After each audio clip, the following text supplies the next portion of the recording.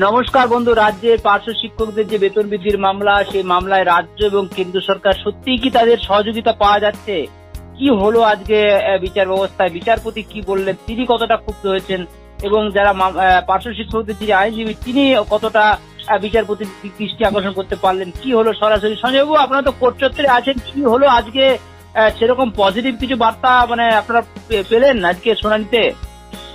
Positive বার্তা বলতে বিচারপতির বক্তব্যে যেটা এইটুকু বোঝা গেছে যে আমরা যে বঞ্চিত সেটা উনি বুঝতে পেরেছে, কিন্তু সেইটা তো দীর্ঘ প্রায় 20-22টা হিয়ারিং হয়ে গেল, মানে আমরা ক্রমশ কোনটাস হয়ে যাচ্ছি, এবং যেটা মানে চাইছে এরা যে আমরা আর্থিক কারণের জন্য যাতে কেসটা লাড়া উঠতে পারি, সেই দিকেই আস্তে আস্তে ঠেলে আসছে। কারণ আমাদের ভান্ডারও প্রায় শূন্য হয়ে এসছে এবং পার্শ্ব শিক্ষকরাও আর খুব একটা সাহায্য করছে না, যার ফলে কেসটা আগামী দিনে আর চালানো কঠিন হয়ে যাচ্ছে। ঠিক আছে, যার ফলে আগামী 22 তারিখ ডেট দিয়েছে, যেহেতু কেন্দ্র সরকার রাজ্য সরকার 6 বছরের হিসাবটা আজকে দিতে পারেনি, এবং ওরা যে আজকে দেবে সেটা আমি আগেই অনুধাবন করেছিলাম, কারণ ওরা চাইছে যে ভোটটাকে পেরিয়ে যেতে। ঠিক আছে, যাই হোক, এখন তো কিছু করার নেই, আইন ব্যবস্থা মানতে হবে। আগামী 22 তারিখ আবার হিয়ারিং এর ডেট দিচ্ছে। এই যে ওরা পূর্ণাঙ্গ হিসাবে বললেন যে আরো সময় লাগবে, এই যে একটা সময় কিডিং এর ব্যাপার, আপনাদের যে আইনজীবী তিনি প্রতিবাদ জানাননি বিচারপতিকে যে তিনি প্রতিবাদ জানিয়ে ওই সামান্যটুকু পেয়েছে, সেটা হচ্ছে 7 তারিখ মে মাসের 7 তারিখের মধ্যে কেন্দ্র রাজ্য দুজনের হলফনামার প্রতিলিপি আমাদের কাছে আসবে। আচ্ছা, ঠিক আছে, এই হচ্ছে এইটুকুই প্রতিবাদ। আর উনি বলেছে যে গ্রুপ স্টাফ যে জল এনে দিচ্ছে সে পাচ্ছে বেশি, আর যে যোগ্যতা বেশি সে পাচ্ছে কম। এটা এক অদ্ভুত ব্যবস্থা দিচ্ছে। আপনারা লাইভটা দেখবেন, তাহলে বুঝতে পারবেন। আমাদের তো কোনো লুকোচুরির ব্যাপার নেই।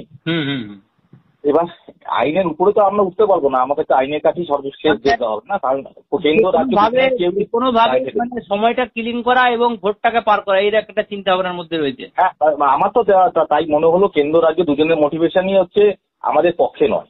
এটা খুব ক্লিয়ার একটা ব্যাপার যে কেন্দ্র রাজ্য দুজনেই, কারোরই মনে হচ্ছে না যে আমাদের মাইনে দেওয়ার ব্যাপারে কারো কোনো সদিচ্ছা আছে। দুজনেই দায় এড়ানোর একটা কৌশল পরস্পরের দিকে ঠেলে দিচ্ছে। আমাকে তো চেষ্টা করে যেতে হবে, কিন্তু এই জানি না শেষ চেষ্টা কত দূর করতে পারবো, কারণ আমাদের যে আর্থিক পরিস্থিতি, এবারও হিয়ারিং এর পর বলেছিলাম তেমন ভাবে কেউ সাহায্য করেনি। আর এবারও আজকেও আবার 25,000 টাকা গেল। আগামী দিনে কতটা চালাতে পারবো সেটা খুবই সন্দেহ, তার কারণ লোক হতাশ হয়ে যাচ্ছে যে এতদিন ধরে হচ্ছে না।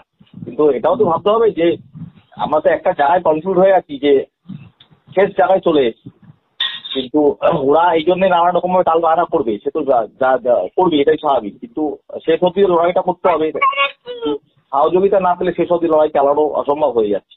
অতএব বন্ধু, লড়াই কিন্তু যারা করার তারা কিন্তু বুক চিটিয়ে এই প্রচন্ড গরমের মধ্যে দাঁড়িয়েও কিন্তু দূর দূরান্ত দিকে ছুটে গিয়ে হাইকোর্টে সেই লড়াই, এবং যে আইনজীবী লড়ছেন তার ফিস দিতে হচ্ছে সবকিছু। কিন্তু সেভাবে পার্শ্ব শিক্ষকরা কেউ হয়তো 100-200 টাকা করে যদি কন্ট্রিবিউট করেন, তাহলে কিন্তু এই ধরনের যারা প্রকৃত লড়াইটা চালাচ্ছেন, বারবার হিয়ারিং করছেন এবং লড়াই লড়ছেন, তাদের মনে একটু উৎসাহ হয়।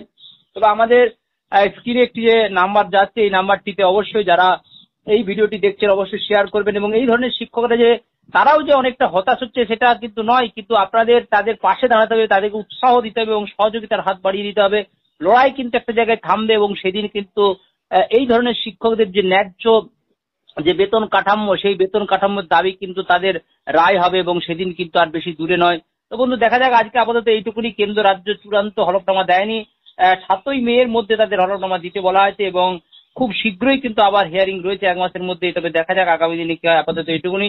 দেখতে থাকুন টুডে নিউজ চ্যানেলটি, অবশ্যই সাবস্ক্রাইব করে সঙ্গে রাখুন এবং খবরটি সকলের মধ্যে শেয়ার করুন। প্রত্যেক ব্লকে জেলাতে যেমন এইগুলো পৌঁছায়, এবং সমস্ত পার্শ্ব শিক্ষক অনেকের কাছে এই খবরগুলো পৌঁছায় না, তারা অন্তত যাদের এই খবরটা পৌঁছালে অন্তত কিছু আর্থিক সহযোগিতা করলে এই ধরনের মামলাগুলি চালিয়ে নিয়ে যাওয়া যায়, সেটাই কিন্তু দেখার। আপাতত এইটুকুনি। নমস্কার স্যার। হ্যাঁ, নমস্কার।